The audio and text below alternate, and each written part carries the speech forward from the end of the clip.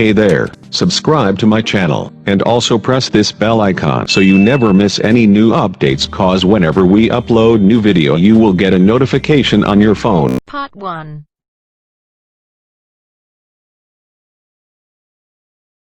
You will hear a number of different recordings, and you will have to answer questions on what you hear. At the end of the test, you will be given 10 minutes to transfer your answers to an answer sheet.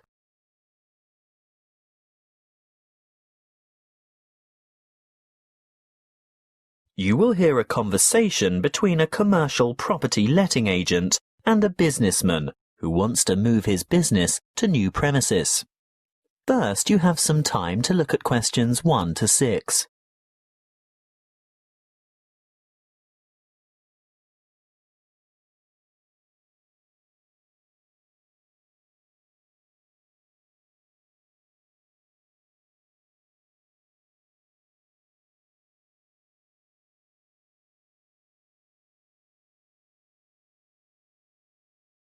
Now we shall begin. You should answer the questions as you listen, because you will not hear the recording a second time. Listen carefully and answer questions 1 to 6. Good morning, Mr. Rich, isn't it? That's right. Raymond Rich of ICT Industries. ICT Industries. Just a moment while I put that on the form. Now, you're looking for new office space, is that right? Yes. Our present lease is due to expire soon, and as the company's expanding anyway, we need to find somewhere to move to. Do you prefer the suburbs, the city, or a commercial zone on the outskirts? Well, currently we're in a very pleasant suburb, but as I said, we've outgrown that building as we've got to move anyway. I think the city centre is where we want to be, right in the heart of things. I see. Anywhere in particular? Yes, somewhere in the vicinity of the main transport centre, because I have a large staff, and car parking in the city is terribly expensive. I think it would be a good idea if we didn't use our cars at all. Exactly what size premises are you looking for? Good question. Something more than the 10,000 square metres we have at present should do it. Shall we say 12,000 square metres? That's probably about right. Yes, I think that would meet our needs. Just how many employees do you have to accommodate? 40 in all, but only 14 will have their own offices. The rest will be in open-plan shared offices. Oh, I forgot to ask. Do any of your employees have extra requirements? Will we need to consider people with disabilities? Yes. Actually, there is one in a wheelchair who'll need suitable access and another who can walk just a few paces. She uses a mobility scooter, so we'd need to make sure all facilities, especially toilet facilities, were suitable and accessible, and we'd also need to be either on the ground floor or to find a secure place by the lifts for Mrs. Jackson to park her scooter. I'll need to keep that in mind when I come up with the property for you to look at. Now, when are you thinking of moving? Well, our current lease expires in August, so we'd like to have the move completed by then, of course. Well, there is a very suitable property that I have in mind here in the city, but the owners want a lease signed by the end of this month, May. Ooh, too early, I'm afraid. I'd be ready to sign up by the end of June, though. Shall we say signed up by the 1st of July and moved by the end of that month? Definitely. Before you hear the rest of the conversation, you have some time to look at questions 7 to 10.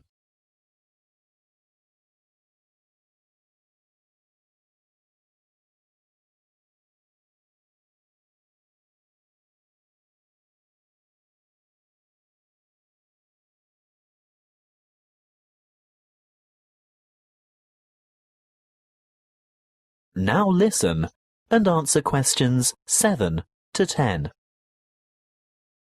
Well, I'll keep your requirements in mind and let you know when something comes up. Wait a minute. There is a vacant office space on the 10th floor of this very building. Would you care to take a look? It has only just become available, but I haven't started marketing it yet because it's in need of a bit of a makeover. The floor area is about the right size. Good. Let's see it then. Well, what do you think? Elevator access is great, and the lobby area is roomy enough for that disability vehicle you were telling me about. Oh, I don't know. There are too many small offices. Would we be able to take out a few of these walls and make bigger work areas? I don't see why not. Most of them are just partitions. Obviously, load-bearing walls can't be touched, but there aren't many of those to worry about. What about kitchen and dining facilities? We like our staff to feel comfortable eating at work. If they go out for lunch, it often leads to extended lunch hours and lost time. Come this way. This is the kitchen. Ooh, it's a bit pokey. We'd need to enlarge it somehow. What's behind the wall here? There's just a storeroom. You could take out that wall and expand into that space. Then what would we do for a storeroom? Ah, well, see that tiny office near the entrance? It has no external windows or natural light. It would make an ideal storeroom. Yes, you're right. The whole place is a bit dilapidated. Obviously in need of that redecoration you were talking about. And I don't just mean a coat of new paint. I think all the light fittings would have to be modernized. Those broken blinds have to be replaced, and this old blue carpet definitely has to go. I agree. That's something we can negotiate with the owner. But overall, do you think it would fit your requirements? Well, you haven't given me any indication of what the lease would cost. But before we get into that, what are the terms of the lease concerning length of tenancy? Well, generally in the city, leases are never less than 3 years. Oh? I mean, we don't mind signing up for that period of time initially, but we don't necessarily want to have to move after that. We've been in our last place for 10 years, you know. Well, the usual agreement is a 3x3x2. That's a contract for 3 years with entitlement to extension for 3 years, and then another 2 years after that. But let me speak to the owner first. And one more thing. We have to consider the time frame. Remember, my current lease is due to expire in August. Well, with reliable contractors, it shouldn't take more than a couple of months to do the necessary refits. That is the end of part 1. You now have half a minute to check your answers.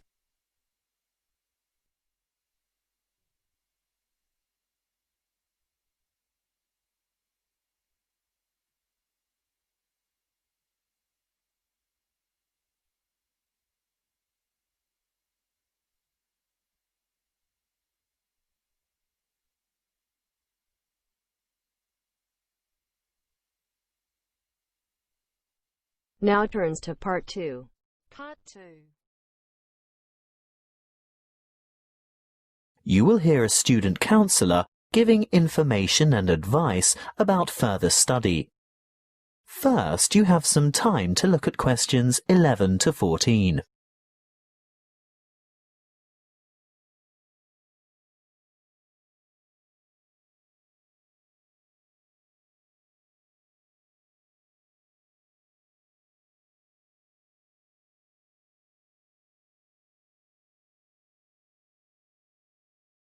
Listen carefully and answer questions 11 to 14. Are you thinking about further study? Well, listen to this before you make a decision. It will help you decide if going on to tertiary study is right for you, and it will help you make good decisions for the right reasons.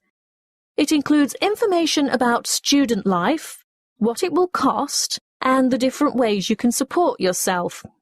What should you think about first? Well, obviously, You're thinking about tertiary study, and it's one of the biggest decisions you'll make in your life. What you decide now will affect the rest of your life. It's the last year of high school for most of you, and you're busy and under pressure. Perhaps you're thinking of going abroad, getting a job, or working for just a year or two to save some money before getting back to study. Let's assume you're choosing to continue studying next year. It's important that you set yourself goals and plan how you're going to achieve them. First off, career goals. What career do you want to pursue, or what is it your parents want you to do? Then, you need to think about employment opportunities at the end of your study. Will your qualification assist you in finding a rewarding job? Thirdly, course selection. Exactly what qualifications will you need? For instance, a degree, a diploma, or something else. Now we're down to study goals. The number of papers you can study at a time, and what sort of grades you would like to attain. Before you hear the rest of the talk, you have some time to look at questions 15 to 20.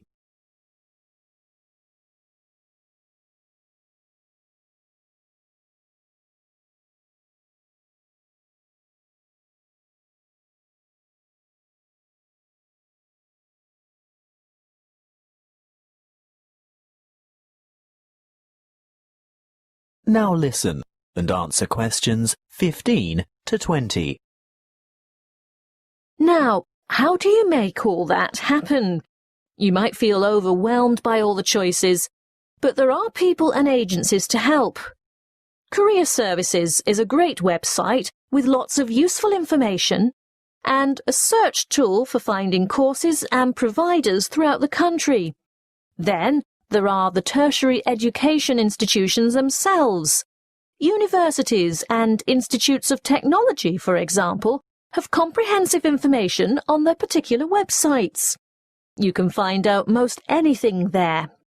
Many campuses have a student support association, and they can tell you a lot about what to expect. Don't be afraid to ask them anything.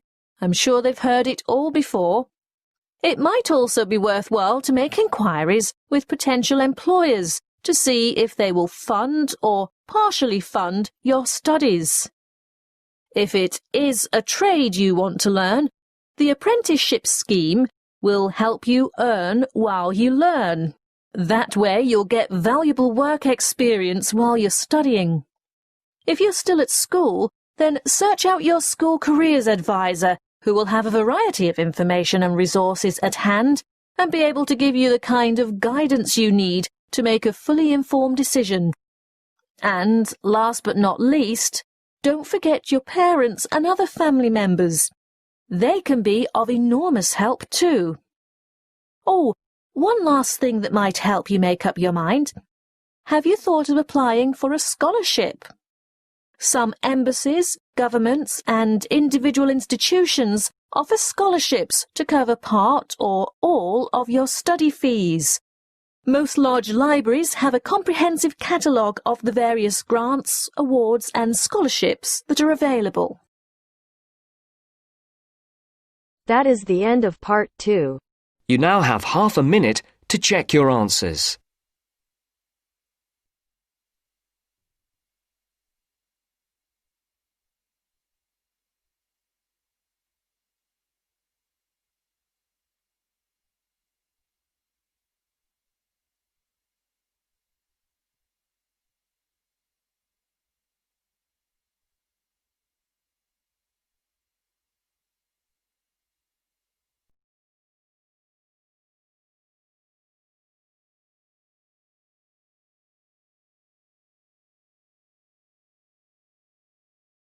Now turns to part 3. Part 3. You will hear a tutor discussing with two students their research for a paper in cyber psychology. First, you have some time to look at questions 21 to 25.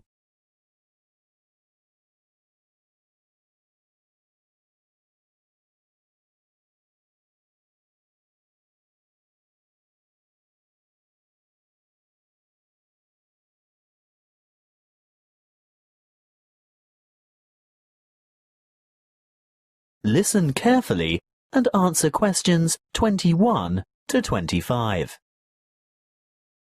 I'm very glad that the two of you decided to pursue this research topic, because I think it's not only much needed, but very relevant to current psychological concerns about addiction issues in young people. Now, tell me, how did you get started? Well, we looked around for problems, or perceived problems, that teenagers in general might encounter, and we came up with the extremely popular phenomenon of instant messaging and the implications that the use or overuse of this form of communication might have on teen behaviour. Then we decided to propose the concept of instant messaging addiction. By the way, do you mind if we abbreviate instant messaging to IM in our discussion? Not at all. But before you go any further, tell me something about the demographic sample you used. We chose a random sample of teenagers from Jiangsu province from a typical public middle school, and we considered this group to be representative of teenagers in urban China. We distributed 500 questionnaires and 450 were returned. The sample group was on average aged between 14 and 15 years. Internet addiction, or technological addiction as it's sometimes called, has been studied many times before. What makes your research different? Well, previous studies indicated that internet-dependent students are more likely to use instant communication, but we wanted to find out primarily whether IM addiction actually exists, and if so, what the symptoms are. And secondly, we wanted to know whether IM addiction could be predicted. And finally, whether addiction has an impact on academic performance. Quite a large undertaking. Tell me, what IM addiction symptoms did you identify among teenagers in your sample? We found 4 major IM addiction symptoms, which are remarkably similar to the symptoms used to identify substance dependence. Although here we're looking at behavioral addiction, not chemical addiction to drugs, alcohol, or the like. Yes, loss of control was a significant factor, which indicates that the addicts had less self-discipline. They could not control the amount of time they spent on IM, and they neglected their schoolwork, as well as other responsibilities or obligations they might have. Obviously, academic performance was adversely affected. I'm sure that led to a lot of complaints from family and friends, not to mention teachers. Yes, of course. Another symptom was, as you would expect, a preoccupation with instant messaging. They would be annoyed if interrupted when chatting online, and they would feel depressed and moody when they couldn't. They would go without sleep in order to chat, and when they were offline, they would still be thinking about online chatting. As in chemical addiction, they would need to increase the dose, in this case of IM time, to get satisfaction. That sounds quite disturbing. Yes, and as you can imagine, loss of relationships due to overuse of IM was a factor too. The addicted teenagers would rather chat online than go out with friends or spend time with family, which jeopardized their social relationships and their educational opportunities. The fourth addictive factor we found was escape. These teenagers used IM as a form of escape from reality and responsibilities.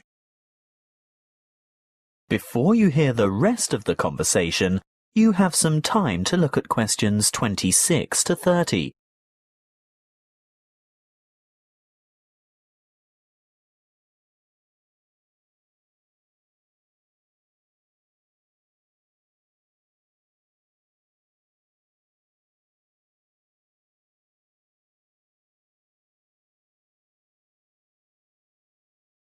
Now listen and answer questions 26 to 30. And can IM addiction be predicted? Well, we found a definite correlation between shyness and IM addiction. Not only shyness, But also a feeling of alienation was a predictor too. Alienation from family, peers, and school. So the more alienated they feel, the more they look for affection, friendship, and social support through IM.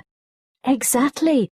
But interestingly, what we found was that alienation was a predictor for addiction, but not necessarily related to a high level of IM use. How do you explain that? One possible explanation we considered was that those who were not alienated would communicate frequently with their friends through IM, but addicts, on the other hand, are probably looking for friendship through online chatting with strangers. Look, we're just about out of time. I'm really looking forward to reading your paper when you've finished it. But before I go, can you quickly sum up your conclusions?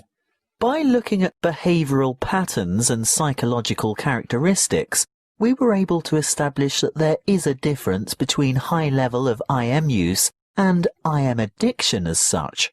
And that there are certain positive predictors for addiction. And our findings showed that teenagers' level of use of IM affected their academic performance.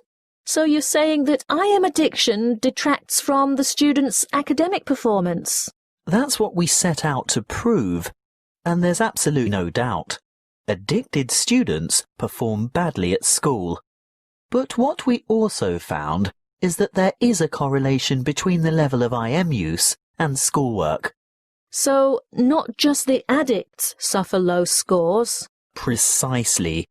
Our results show that the higher the level of IM use, regardless of whether addiction is involved, the more negative impact there is on academic performance.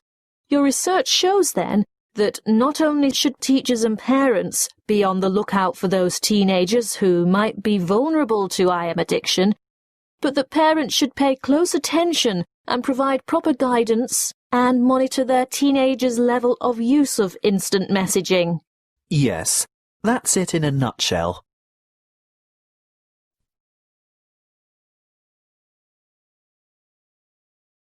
That is the end of part 3.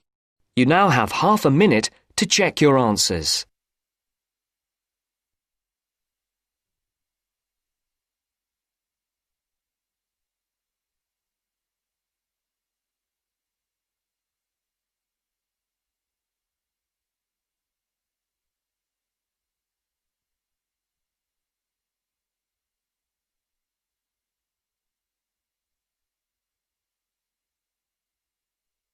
Now turns to part 4. Part 4. You will hear a geography lecture on the British Isles. First, you have some time to look at questions 31 to 40.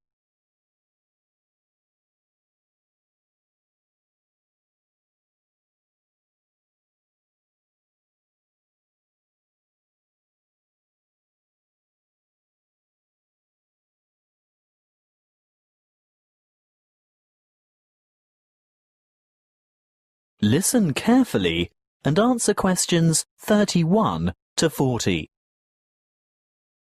Hello, I'm glad so many of you have turned out to hear what I have to say today about the British Isles, that area of the Eastern Atlantic that we Americans find so confusing. I'm afraid just looking at a map or a page in the atlas doesn't necessarily explain the geographic terminology. In referring to the British Isles, a word of apology for those of you of Irish descent, that is, those whose ancestors come from Ire, the Republic of Ireland. No matter how geographically accurate the place names that I use today are, some of you will be understandably upset to be included in anything termed British. I have a very useful image that might help you differentiate between the various labels that distinguish the political and geographic reality of the so-called British Isles. I want to show you a Venn diagram, which is a mathematical illustration that shows all the possible relationships between sets. Look at this Venn diagram, and you will see that the geographical terminology is in bold, while the political terms are in italics. See here the British Isles in bold and the British Islands in italics. The aim of this lecture is to explain the meanings of and relationships among those terms. In geographical terms, you will see that the British Isles is an archipelago made up of the two large islands of Great Britain and Ireland, and including many smaller surrounding islands. Of course, you can't tell from the Venn diagram the true comparative size of these islands. You'll need to look at the map for that. But take my word for it, Great Britain is the largest island of the archipelago, followed by Ireland, which in reality, geographically, lies to the west, and there are over 1,000 smaller islands. Now, in political terms, the United Kingdom of Great Britain and Northern Ireland is the constitutional monarchy, which includes the island of Great Britain, some small nearby islands, although not the Isle of Man or the Channel Islands, and the northeastern part of the island of Ireland. Thank goodness it is generally shortened to United Kingdom, the UK, Great Britain, or even the abbreviation GB, although none of these are strictly correct, of course. You'd better listen carefully to the next part, because, I warn you, it is very confusing. Ireland is the name of the sovereign republic occupying the larger part of the island of Ireland. But to distinguish it from the name of the island itself, and most importantly from the other part which belongs to the UK, it is called the Republic of Ireland, or its Irish language name, IRE. That's E-I-R-E, even though IRE directly translates as Ireland. The smaller portion of the island is called Northern Ireland. The partition of Ireland took place in 1922, after a great history of struggle that we won't go into here. England, Scotland, Wales and Northern Ireland are legal jurisdictions within the United Kingdom, but Great Britain refers to the countries of England, Wales and Scotland as a unit. The British Islands contain the United Kingdom, the Channel Islands, made up of Guernsey and Jersey, and Isle of Man, which all have the British monarch as head of state. Interestingly, the Isle of Man, although governed as a British Crown dependency, has its own parliament, but relies on the UK for defence and in matters of external relations. So, you've learned something about the geographical and political confusion surrounding the British Isles. Let's have a look at some of the linguistic confusion. To start with, there isn't an adjective to refer to the United Kingdom, so the term British is generally used. However, that means that citizens of Northern Ireland, although not on the island of Great Britain, still describe themselves as British, because this reflects their political and cultural identity. Irish, in a political sense, refers to the Republic only, so sometimes citizens of Northern Ireland would call themselves Northern Irish as a point of difference. Of course, the Northern in Northern Irish is not completely accurate either, as the most northerly peninsula on the island is in the county of Donegal, which is part of the Republic. Okay, we might get in a muddle over the term Irish, but at least Scottish, Welsh and English should be self-explanatory. Apparently not to us Americans, and Europeans are often guilty of this too. We often use the term English incorrectly to mean British. I'd have to be the first to admit to calling my Welsh colleague English, which really gets his heckles up. He is Welsh, he tells me, and he may also be British, but he is definitely not English. Just one more thing. What is the British Commonwealth? It's a voluntary association of independent states, many of which were former British colonies. In fact, what was primarily the old British Empire. However, it's no longer known as the British Commonwealth, but is now called the Commonwealth of Nations instead, presumably because current members do not want to remember the old colonial ties. That is the end of part 4. You now have half a minute to check your answers.